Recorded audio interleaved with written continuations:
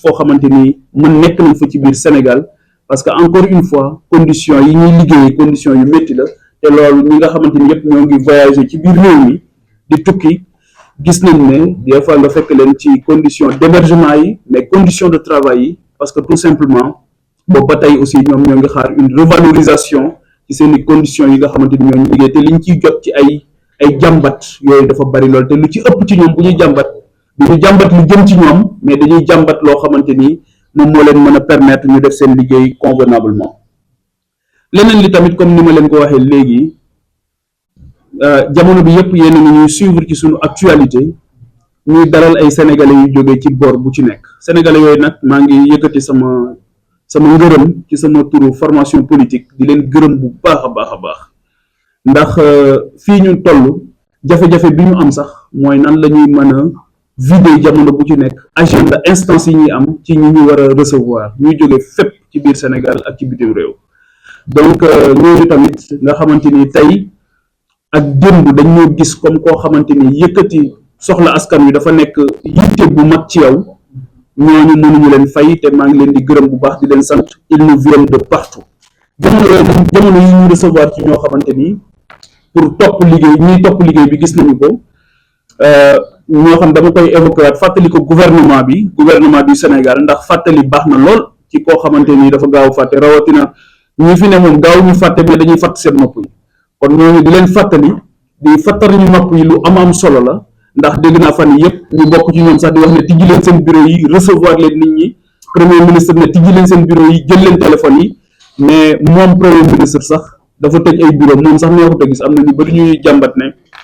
moom sax neexut a gis xaw ma lan la ñuy def nag à part liggéey pour Sénégal mais je pense que ne loolu en tout cas man ñu may recevoir dañuy fëgg bunt yi ba sonn duñ leen gis te loolu jàpp naa ne suñ responsabilité ñun en tant que représentant du peuple mooy di leen fàttali avec beaucoup de responsabilité li nga xamante ni moom moo leen teg foofu ci suivi boobu ci préoccupation yi ñu am maa ngi koy wax jamono bi mooy 312 policiers yi nga xamante ni keroog bu ñu fi mujjee jàkkaarloo maa ngi leen ko doon fàttali ñooñu nag dañu fi génne woon benn circulaire jamono bële daan leen indiwaat leen seen dossier pour ñu réintégrer leen mais jàpp naa ne boobu ba tey maa ngi koy topp mais tuuf kaani lay gën a niruwut une volonté réelle de les intégrer te ñun dañ leen waroon a réintégrer sans condition parce que encore une fois ay tuuma la ñu teg ci ñoom jàpp naa ne sax dañ leen a waroon a damp parce que dañu teg ci ñoom ay tuuma yoo xamante ni teguwul bon wax naa ko fi nee naa premier ministre peut-être que dañ ko juumloo woon peut-être que aussi da ko teg ci li nga xamante ni moom la amoon ci ay documents jàpp ne ay ñoo xam amuñu qualification bi yooyu la loolu tam waxoon naa ko wérut dëppowul ak li nga xamante ni moom moo am et les faits le contredisent donc ces gens qui ont servi la nation il y a pas de civil dedans donc kenn civil amu ci ay ñoo xamante ni lañ dañu def formation militaire ba pare am seen certificat de bonne conduite am casier judiciaire vierge ñëw servir la police bàyyi woon seen liggéey parce que pour l'amour de la tenue ñëw servir réew mi dans des métiers différents au niveau de la police donc ñooñu seen mérité wuñu ñu xëy dàq leen comme ay criminels mais dañ leen a waroon a toppatoo sargal leen te maa ngi koy réitéré waat di ci woo ñi nga xamante ni aussi ñooy saytu wàllu ak yelleefu doomu aadama di ci woo kilifa yëpp ne ay borom kër lañ ñu bàyyi leen moo tax man dama jëloon engagement bi du ma leen bàyyi keroog sax maa ngi leen di toog ne leen man maay nekk 313e policier bi donc véritablement je continue di jouer rôle boobu parce que jàpp naa ne ils doivent être réintégrés rawatina wax naa léegi ne Mamadou Samba Diallo dañ ko rey problème mu sécurité publique mënoo am problème mu sécurité publique am problème mu déficit ci wàllu personnel ba pare ngay xëy di dàq ay nit parce que tout simplement da nga jàpp ne voilà dañu ay nervi lañ di leen qualifier de nervi alors que c'est totalement contraire ak li nga xamante ni moom moo am donc je demande encore une fois te loolu maa ngi ñaan presse bi aussi ñu bañ a bàyyi loolu quitte à aller les interviewer maa ngi leen koy ñaan parce que ay pères de famille lañ yoo xamante ni derrière eux c'est toute une famille bu ñuy supporter te bu ñu leen dàqee alors que voilà ils ont servi la nation ils méritent les honneurs de la nation mais ils méritent pas d'être chassés comme ça de la police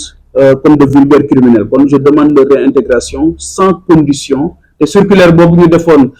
moo muroon lu leen di réintégrer maa ngi interpeller le ministre de l'intérieur et de la sécurité publique di intégrer le directeur général de la police nationale ne ko nañ leen delloo police sans condition bien sûr wala damay demander ça à ce que ñu dàmp leen parce que li ñu toog fan yëpp liggéeyuñu weer yi yëpp liggéeyuñu c'est pas normal. beneen licenciement yi toujours nga xamante ni dama ne woon du ma ko bàyyi parce que loolu mooy suñu responsabilité ñun duñ doo ñëw rek wax ci actualité parce que dafa xew nga wax ko daal di koy bàyyi voilà après tu passes à autre chose dafa nekk loo xamante ni il faut que nga jël ko téye ko sa loxo ba nga xamante ni dina am résultat yi nga ci bëgg surtout bu fekkee ne li ngay wax dëgg la te loolu moom moo am avec des documents li ma waxoon keroog moo am on a eu des documents yoo xamante ni dafay prouver ne ñu mu dàqoon rawatina ci port bi ak ci yeneen société muy société la caisse de dépôt et consignation ak yeneen société yu bëri yoo xamante ni dàq bi ñu fa dàq sénégalais yi fa nekk teguñu ko ci dëgg teguñu ko ci njub teguñu ko ci maandu teguñu ko ci dara loolu aussi maa ngi ciy interpeller la presse mën nañu def liggéey bi ma def man daje ak ñoom jël documents yi effectivement c'est des gens qui sont victimes d'une injustice te li ko waral keroog gis ngeen ko ci 1er mai bi yaakaar naa ne 1er mai bu mel noonu mosuñu koo gis Sénégal 1er mai boo xamante ni ay travailleurs yu ñu dàq ñoo gàddu ak keesu néew indil la ko wane ne tey kenn du fêter le travail on va fêter le chômage voilà te loolu jàpp naa ne aussi yéen gis ngeen ko man fàttalikuwuma ci sama xalaat li may topp actualité yëpp et c'est voilà ces 15 dernières années yaakaar naa ne li ma raw ci actualité bariwul mais véritablement fàttalikuwuma 1er mai boo xam keesu néew la ñuy gàddu indi ko may nuyu Boubacar Fall bi nga xam moom moo jiite le collectif ce qui s'est passé avec ces 30 000 travailleurs c'est d'une injustice notoire cuune lay wane ñàkk njàmbaar lay wane ci nguur gi mais dafay wane aussi fi nga xamante ne dafa nekk la bande annonce de comment ils veulent gérer le pays ces prochaines années parce que tey jii boo jëlee en dehors de ces 30 000 licenciés c'est très injuste maa ngi demandé waat bu baax gis naa leen ñuy wër kër diine yëpp maa ngi ñaan kër xalif yëpp ak seen njaboot ñu jàppale leen bañ delloo leen seen liggéey parce que 30 000 personnes rien qu'au port rek qu'au port de Dakar rek bon bien sûr le directeur du port de Dakar il fait autre chose à part travailler mais rien qu'au port de Dakar li ñu fa dàq c'est excessif c'est trop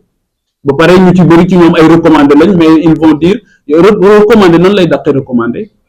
c'est pas possible loolu xel nangu ko voilà donc su fekkee ne ñoom li ñuy def du recrutement politique xaw ma lan mooy recrutement politique alors que man ñi ma rencontré c'est des Sénégalais bon teint gisuma ci benn étranger loolu mooy ñu jiitu beneen bi aussi mooy gisuma ci koo xamante ni amul qualification ñi ma ci rencontré ñi ciy def droit il maîtrise le droit ñi ciy def ay commercial il maîtrise totalement le marketing ñi ciy def leneen maîtriser nañ ko donc c'est des gens yoo xamante ni qui sont bien formés et qui ont voulu travailler pour le Sénégal dans des secteurs très stratégiques dans des sociétés nationales donc dàq bi ñu leen dàq aussi du yërmande du maandu du njub ak lu mën a wax loolu moom mooy li nga xamante ni moom moo am donc c'est totalement injuste donc ñooñu aussi ñoo ngi demander à ce que ñu revoir seen situation beneen situation bi nga xam dafa ma préoccuper trop mooy la situation du secteur privé national bon balaa may accès ci secteur privé bi c'est lié d'ailleurs parce que licenciement yi aussi dafa am ñaari phénomène yoo xamante ni xew na ci diggante Espagne ak Qatar loolu tamit mënuñu ko bàyyi mu jàll noonu parce que mooy li ñu tudde ñoom migration circulaire te loolu mooy amuñu solution pour le chômage amuñu solution loolu rek la ñu wax amuñu solution pour chômage bi beneen bi mooy suñu diggante Qatar bu foofu moom li fa gën a grave mooy Qatar dane seen diplômé yi lañ soxla ñi qualifié lañ soxla alors que da nga soxla tabax sa réew loolu candidat bu ñeme woon a taxaw fii au mois de mars 2024 man yàlla dimbali woon na ma je faisais partie des 18 candidats candidat bu fi ñeme woon a taxaw wax ko bala ngay pare ñu ne la demal toog yow tu es disqualifié képp ku fi waxoon migration circulaire ñu ne la demal toog donc véritablement loolu aussi ça c'est un échec patent un certificat d'échec la par rapport ak li nga xamante ni moom mooy la problématique de l'emploi la question du secteur privé sénégalais ma ngi leen di masawu ñoom tamit ñoom amuñu interlocuteur kenn dégluwu leen gis nga leen ñu ngi jooy rek ku ci wax nga xam ne amul interlocuteur mais li ci gën a grave et loolu tamit maa ngi ñaan presse bi ñu def ci liggéey bu baax aujourd'hui bari na ci secteur privé ñoo xamante ni koo ci waxtaanal ñii ñu nga jëm Abidjan ñii ñu nga jëm Abidjan ñii ñu nga jëm Gambie gi ñoo ngi ku nekk yaa ngi xool nan ngay def ba dem liggéey ji feneen parce que ñii ils sont persécutés mais quelqu'un du secteur privé boo xamante ni tey boo demee fa ñuy daggee impôt ñoom ñëpp ñu nga fa rang donc foofu la ñuy xëy tey donc véritablement je pense que le palais et la primature d'ailleurs dañ ko dañ ko déplace dañ ko def léegi ay bureau bis de la DGID parce que c'est là-bas aussi où ils ont choisi de persécuter les hommes d'affaires loolu tamit jàpp naa ne c'est inadmissible réew li koy développé mooy un secteur privé bu am solo bu bëgg réewam bu jàppale réewam mais dafay ànd ak un état stratège bu intelligent boo xamante ni dina mën a dimbali réewam pour mën ko suqali loolu nag la ñu gisul fi gis nañ ne notre état n'est pas suffisamment stratège véritablement dafa nekk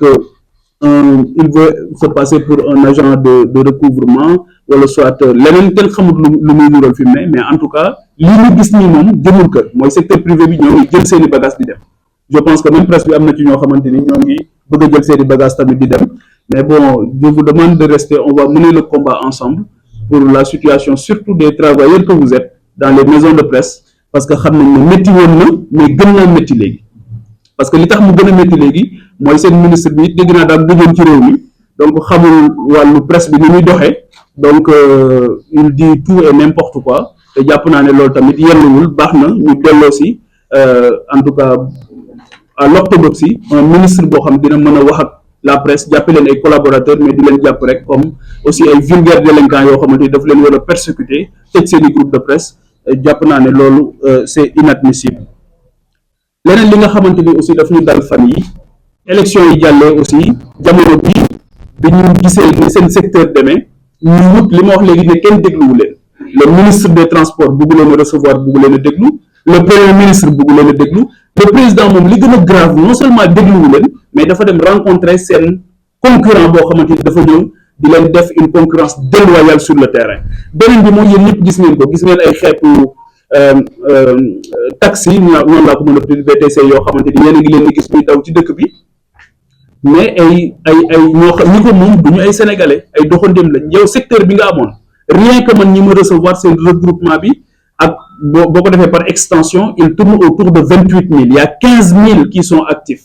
li ñu wax mooy ñu ci bëri ci ñoom ñoo ngi bëgg a jaay seen i taxi parce que tout simplement la procuration non seulement la concurrence est déloyale mais beneen bi mooy jafe-jafe yi ñu am pour ñu mën leen déglu pour mën a réformer seen secteur pour mën a changer le parc automobile renouveler ko mais ñu leen accompagner aussi pour ñu def un service public du transport de qualité loolu ñoom ils sont dans les dispositions ils ont montré la volonté mais il n'y a pas une volonté politique réelle en face donc loolu aussi ma leen ci masawu ñoom parce que ñoo nañu ma dalal leen ñu xam seen secteur comprendre ko mais bizarrement le ministre qui est un simple bureaucrate qui se retrouve dans son bureau et ses collaborateurs pense connaître mieux le secteur que ñoom ba nga xamante ni dafay jàpp ne dafay bunkériser wu dans son bureau def lu ko neex mais li gën a metti c'est-à-dire 28 000 personnes 15 000 personnes qui sont dans un secteur soo jëlul sa temps déglu leen xaw ma lan ngay def leneen li mooy l'histoire des déguerpissements gis ngeen ko tamit bon premier ministre dama yëgu ko woon bon doon naa ko fàttali fële ci assemblée nationale ne ko dégg naa nga ne yëgoo ko woon bon un premier ministre boo xam loo wax mën a yëgu ko donc loolu aussi ça pose problème donc il faut que aussi ñoom ñu gën a góorgóorlu ci di yëg li nga xamante ni moom moo xew leneen li mooy la vie chère temps yëpp waxoon naa ko keroog nee naa leen bàyyi leen ministre yi ak DG yi nekk ci plateau yi naan dund gi wàññeeku na yéen ñii dina interviewé fii tey ak ñi may seetaan xam nañ ne tey la wàllu gën a ay tey la woyofal bi gën a cher tey la yeneen intrant yëpp gën a saf-sap donc wàññeeku bi moom kuy am salaire u 5 millions ak kuy am salaire u 8 millions dégg naa am nañu ci am salaire u 9 millions xeet yooyu donc ñooñu moom mënuñoo apprécier dund gu wàññeeku waaw donc ñoom bu ñu ñëwee ci seen plateau dund gu wàññeeku na da ngeen leen day opposé leen ko rek avec un micro trottoir dem leen rek def micro trottoir koo ci tegal micro trottoir mu daw dégg naa sax léegi ñu ci bëri ci ñoom bëggatuñoo ñëw ci plateau yi et je pense que kanam la jëm su fekkee nguur gi parce que